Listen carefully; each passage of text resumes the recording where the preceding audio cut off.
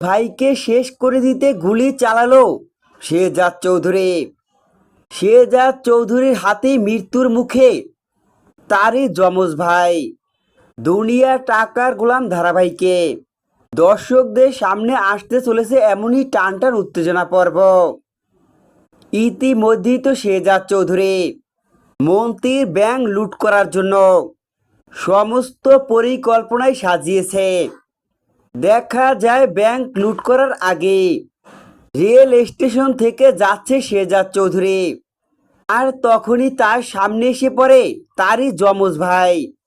সেখানেই দেখা যায় শেহজাদ চৌধুরীর যমজ ভাই শেহজাদ চৌধুরীর পকেট মারতে লাগে। তখনই শেহজাদ চৌধুরীর হাতে ধরা পড়ে তারই যমজ ভাই। হুবহু তার মতো দেখতে হওয়ায় চমকে যায় শেহজাদ চৌধুরী। কিন্তু শেহজাদ চৌধুরী তো বুঝতে পারছে না তার মতো দেখতে হওয়া সেই হলো তার যমজ ভাই।